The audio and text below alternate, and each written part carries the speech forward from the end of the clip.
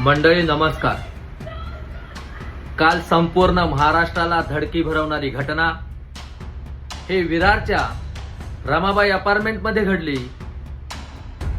विरारच्या रमाबाई अपार्टमेंटच्या मलब्यात फक्त वीट, वाळू, सिमेंट हे नव्हतं दडलं, तर दडली ती सामान्य जनतेची स्वप्न, त्यांचा विश्वास आणि त्यांचा जीव. एक आई आपल्या छोट्याच्या लेकराला कुशीमध्ये घेऊन झोपली होती. सकाळची नवीन पहाट बघणार होती, परंतु त्या घरानं त्यांना नवीन पहाट दिली नाही, तर थेट मृत्यू दिला.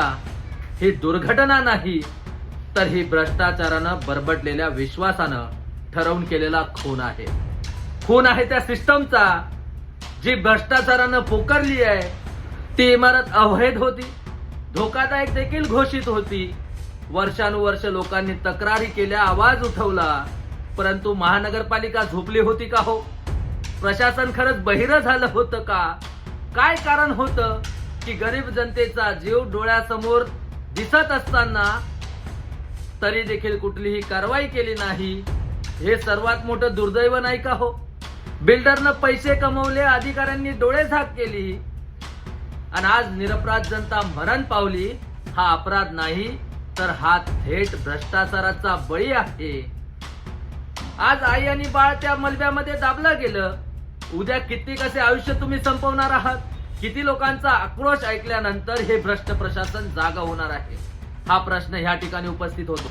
मित्रांनो, मलब्यामध्ये फक्त लोक दडलेले नाहीत, तर त्या ठिकाणी एक गाव दडलंय, त्या ठिकाणी एक भविष्य दडलंय, तिथं संपूर्ण पिढीचा विश्वास दडलाय. जनता हे विसरणार नाही.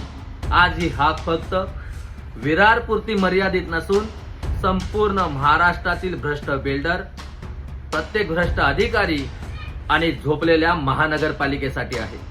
आज जनता विचारते, हे घर तुम्ही आम्हाला देऊ शकला नाही, तर तुम्ही आम्हाला हे थडगं का दिलं? जीव वाचवायचा होता की जीव घेऊन पैसे कमवायचे होते? हा प्रश्न ह्या ठिकाणी उपस्थित होतो. ही वेळ आहे जबाबदारीची, ही वेळ आहे उत्तरदायित्वाची.